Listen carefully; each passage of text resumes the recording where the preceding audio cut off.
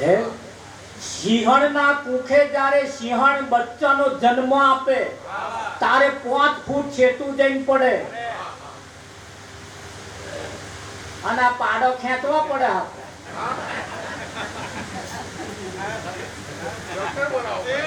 Doctor બોલાવવો પડે. સિંહણ જ્યારે પોતાના બચ્ચાનો જન્મ આપે ને તારે બચ્ચું 5 ફૂટ છેટું જઈને પડે અંબાલા.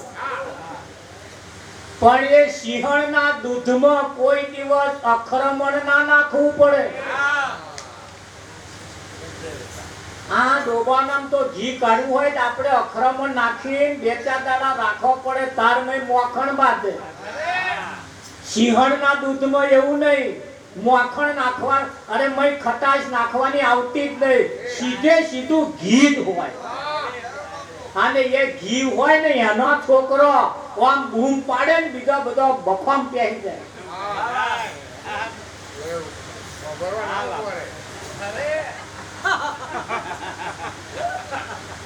રાવજી મહારાજ આ 108માં જન્મે શું કરે? પણ જેને કહ્યું છે કે જેની માં હોથલ પદમણી હોય માના એવી જો તાકાત હોય ને રાવજી મહારાજ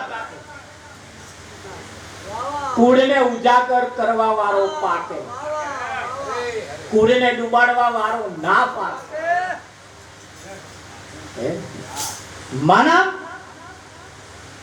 લંકાની અંદર યુદ્ધ થયું, રામ રાવણ વચ્ચે યુદ્ધ થયું, રાવણ મરી ગયો અને એ લંકામાંથી વિજય મેળવીને રામ પુષ્પક વિમાનમાં બેસીને આવતા હતા. તારે હનુમાને કહ્યું ભગવાન વચ્ચે અમારું ગામ આવે, તમારા નગરના લોકોને અમારા ગામની રૈયતને તમારા દર્શન આપો. રામે કહ્યું જઈએ તારે, તમે આટલું બધું કામ કર્યું છે પછી ના જઈએ? હનુમાને કહ્યું હું પ્રભુ આગળ જાઉં, બધી વ્યવસ્થા કરું, તમે આવો. હનુમાન આગળ જાય, આખે નગરને બધાને ઢંઢેરો પીટ્યો, આવો રામના દર્શન કરવા હોય આવો. બધા આયા. રામ પુષ્પક વિમાન લઈને ઉતર્યા, બધાએ દંડવત પ્રણામ કર્યા, કોઈ જય શ્રી કૃષ્ણ, કોઈ જય શ્રી રામ, બધું કર્યું, સેવા કરી, આગતા સ્વાગતા કરી, આગતા સ્વાગતા કરી. અને હનુમાનની માં જેને અંજલિ કહેવાય એ કને આવી એટલે રામે એને પ્રણામ કર્યા. પ્રણામ કરીને કહ્યું માં આજે તારો છોકરો જો ના હોત તો હું આ યુદ્ધ હારી ગયો હોત. ધ્યાન રાખજો હા શબ્દ, તારો છોકરો હનુમાન જો ના હોત તો હું યુદ્ધ જીતી શક્યો ના હોત. એટલે અંજનીએ હનુમાનને કહ્યું હનુમાન આ રામ કહેશે એ વાત સાચી છે? જોજો હો, રામ કહેશે એ વાત સાચી છે? તું ના હોત તો રામ યુદ્ધ હારી જાત કે માં એવું નહીં? મારા હી તો શેક્યો પાપડે ના ભાગે. પણ રામ મર્યાદા પુરુષોત્તમ છે એટલે કામ એવા કરે અને જસ બીજા ના લે. એટલે અંજનીએ મેરી પોક રડવાનું ચાલુ કર્યું, છૂટતા મોડે રડવાનું ચાલુ કર્યું. એટલે હનુમાને કહ્યું માં કેમ રડાવશું, માં કેમ રડાવશું? આપણે ઘેર રામચંદ્ર પધાર્યા, જગતનો 14 લોકનો નાથ પધાર્યા, તું ભોક મેલીને રડાવશું? એટલે અંજનીએ જુક્તિ કરી એની માએ, જોન રાખજો હનુમાનની માએ, એના સ્તનમાંથી દૂધની શેર મારીને પહાડ ફાટી ગયો. તારે અંજનીએ કહ્યું હનુમાનને કે દેખ હનુમાન, જો મારા દૂધમાં એટલી તાકાત છે, પહાડ ફાટી ગયો અને આટલા દૂધમાં તાકાત મેં તને એ દૂધ પીને ઉછેરીને મોટો કર્યો અને તું હોય અને રામને યુદ્ધ કરવું પડે તો મારું દૂધ લાદે, મારું દૂધ લાદે. તું હોય અને રામને હથિયાર પકડવું પડે હવે અહીંયા આગળ કઈ ભેદ છે પાછા ધોન રાખજો.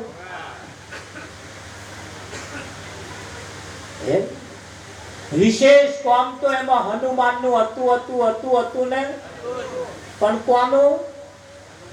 કોનું હતું એ હનુમાનજી નું ઓળખો છો કોણ છે? હા, એને ઓળખવું પડે. આ મન જે છે ને હનુમાન અને પવન વેગે હેડે કે ના હેડે? જો કેટલો એનું ઘેર જઈને પાછું આવતું રહ્યું. આ પવન વેગે ના હે, પવન વેગે પાછું આવે તો ના આવે? ત્યાં જડીબુટ્ટી લેવા ગયો કેટલી વાર લાગી હતી? આ એનું કોમ છે ખરું કે નહીં? પણ ક્યારે એવા કોઈ સંતમાં પુરુષના શરણમાં એવું જતું રહે તો હારા કામ એવું કરે, બાકી આજ મન નઠારા કામ કરે. હે એટલે કહ્યું સંતોએ, એ મનને શ્રીમન બનાવો, અવિચળ પદમ ઠેરાવો મહારાજ. મનને શ્રીમન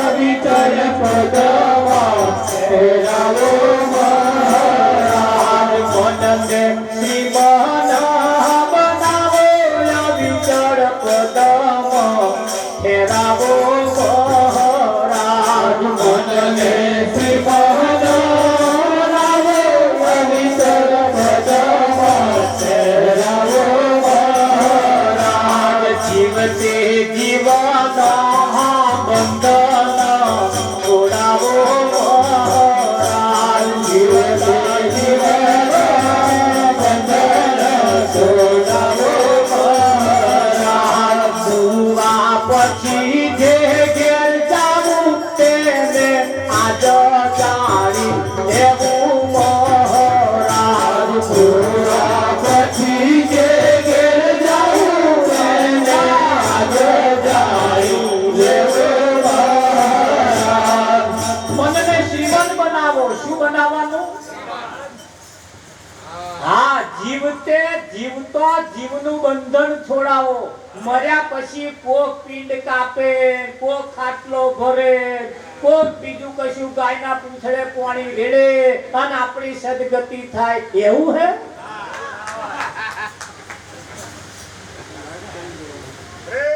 આ એવું હોય? કોકે ઊંધી કુલડીએ પાણી ભરાયું આપણને.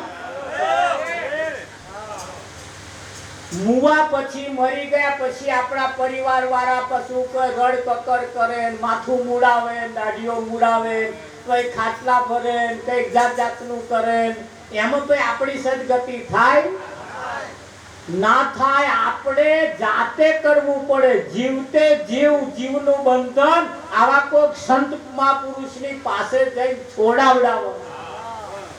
મુવા પછી જે ઘેર જાવું તેને આજ જાણી લેવાનું, આજે જ અત્યારે જ જાણી લેવાનું. પછી મર્યા પછી જાણવા જઈએ તો મેર આવે? કદાચ કૂતરાનું હાથમાં આવી જાય તો? હે એટલે એવું આવતું હોય નાપાસ નહીં જોઈતું. શું કેવું? આ વાતો એટલી બધી સરસ છે, વાત એટલી બધી, પણ આ વાત કોની છે? આપણા પોતાની છે. અને એને વેર ભાવમાં ખતવી નજર અંદાજ કરી નાખ્યા જેવી નથી. ખરું કે નહીં? હારા ભજન હમણાં આપણે ગાઈને વામ રંગ તો ગાનમાં આવીને જતા રહીશું. એથી કઈ શેર લોહી ચડી જાય એવું તમને લાગે? ઘણા જગતની અંદર આ બધાય આપણને કેવું બધું બહુ બીજાની અંદર આપણને વળગાડી જ રાખ્યા છે ને.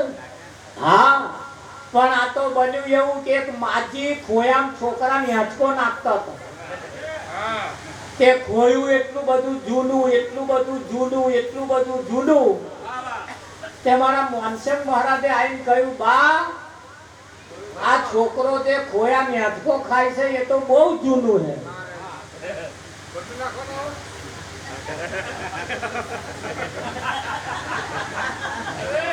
આટલું બધું જૂનું કે કેટલું જૂનું હે?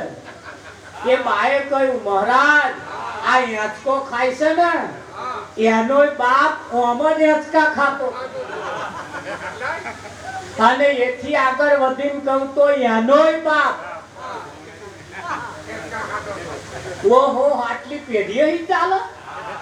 કાકે હા પણ કે બા નવું લાવો કે ફાટે તો નવું લાવું ને. મોનસંગ મહારાજે કહ્યું તમારા કુળમાં કોઈ એવો ખોયું ફાડે એવો કોઈ પાક્યો જ નહીં. કોક તો ખોયું ફાડે એવો પાકો ત્યાં નવા ખોયો આવે.